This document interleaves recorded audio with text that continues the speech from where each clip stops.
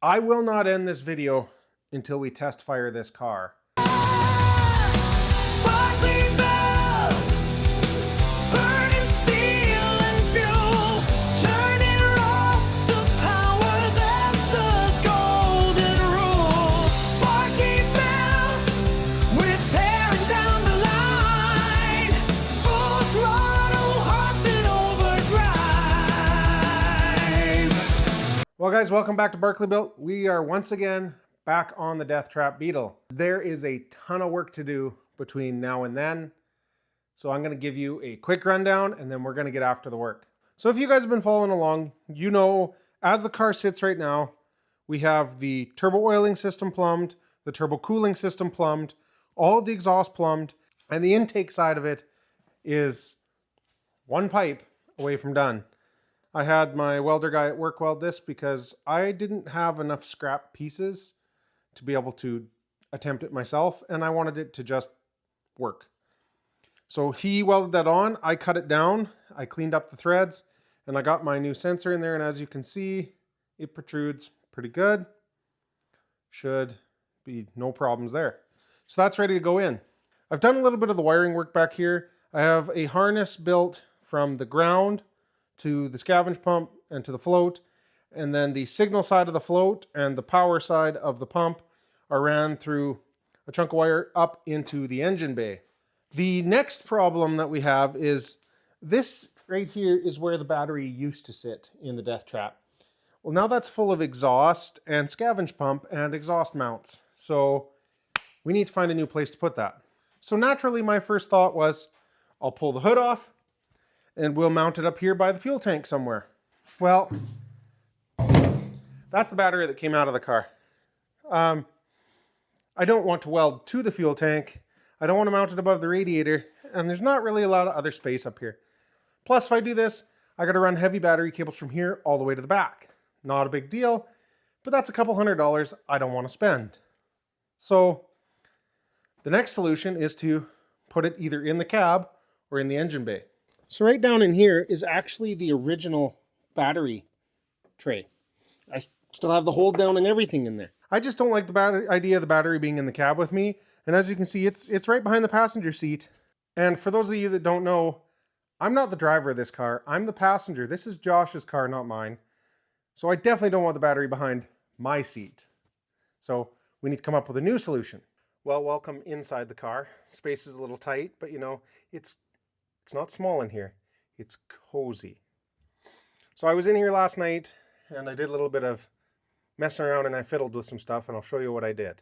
So first things first, I changed the fuel line. So instead of coming out of the rail and back through this clamp and then over here to a filter and then down, around and back, I decided to change the lines around. It comes out of the steel line through the filter, through a little piece of hose, and I shortened the steel line into the rail. So that opened up more space in here. Then I took these harnesses that I had mounted over here, and I just took the bolt off my little stud, moved them out of the way. Of course, the blow-off valve, I just pulled it out of the way to work in here. And that leaves this space right here. All the exhaust heat is back there. We're just dealing with engine heat. This looks like I could easily fit a battery. So I got the tape measure out and I measured it. So this is the original battery from the Deathtrap. And when I measure it, it's roughly 11 inches by 7 1/4 by 7 1/2. And that's fine with the old battery tray, but there's no way that this tray is going to fit in the back of the car because I also have to be able to mount it there. I picked up a 51R battery. Now, a 51R is what you would find in like a 2003 Honda Civic or a Mazda Miata or something. And it is 5 inches by 8 inches by 9 inches. So much narrower, right?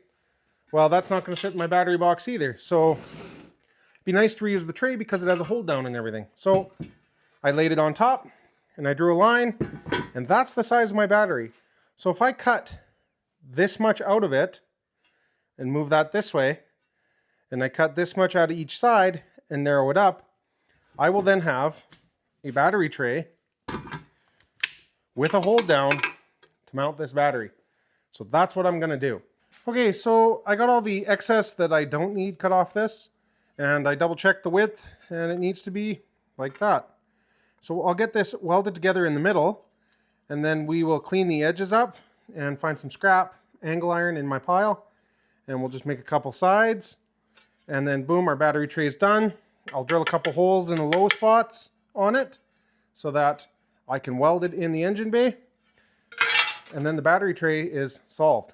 There we go. It's ugly, but it'll do the job. So we'll get it set in, we'll weld it in on the sides here, and we'll let it cool off, and then we are ready to install and wire the battery. Well, apparently I didn't turn my microphone on again. So as you can see here, the blow-off valve is in and plumbed, the intake pipe is in, everything's hooked up, the battery's in, and I'm just showing my 2-bar map that I still need to install. I just need to get a new chunk of hose because the old one's in pretty rough shape. And here we have a water bottle on the oil line, so we can crank the engine with the ignition off and the fuel off and make sure that we're getting good oil flow to the turbo. And as you can see, I got quite a bit of oil, so we're good here. Now I'm just explaining that I'm going to crank the engine over again to pre-lube the turbo now that I'm sure there's oil there, and that I also have to flash the tune with the new injector size so that I can try starting it, because I just really want to start it and check for some leaks. Well, it's currently raining like crazy and hailing outside, so hopefully the mics work and you don't hear it. But I have put in a new injector size. I hooked up the old map sensor for now because this software isn't going to handle the 2-bar map. I have to flash in a supercharged 2.4 tune and then modify it from there. And of course the scavenge tank isn't plumbed. Well, it's plumbed, but it's not wired. Oh, and there's no coolant in the car currently. The pipes are still undone at the front, but let's see if the new exhaust is quieter or not. Hopefully we don't scare Clarky too much.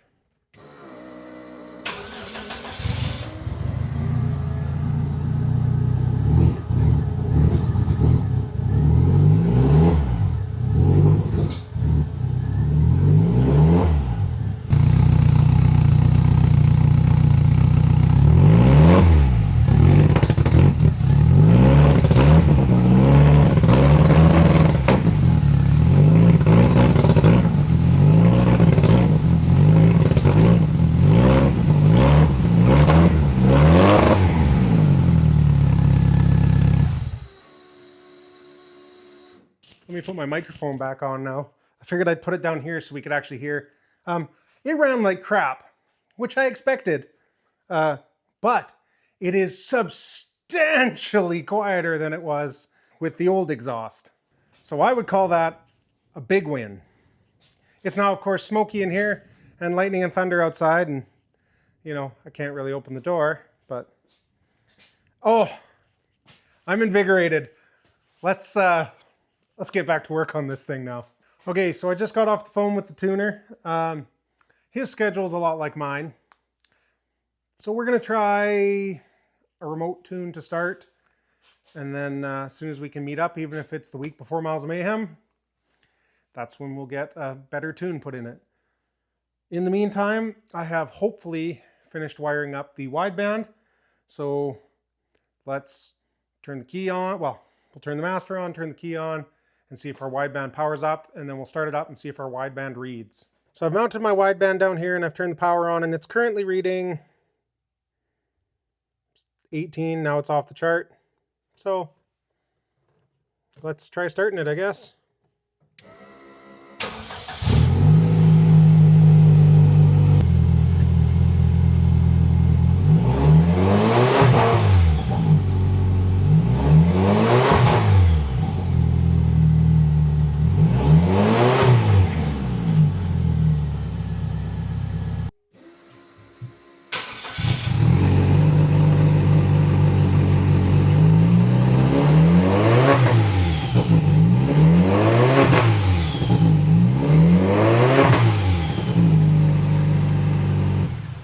Well, that's as much as I'm going to run it tonight. I need to wait, and I need to learn how to be patient and wait for my bass tune, and I should probably hook up the cooling system and add some water to it.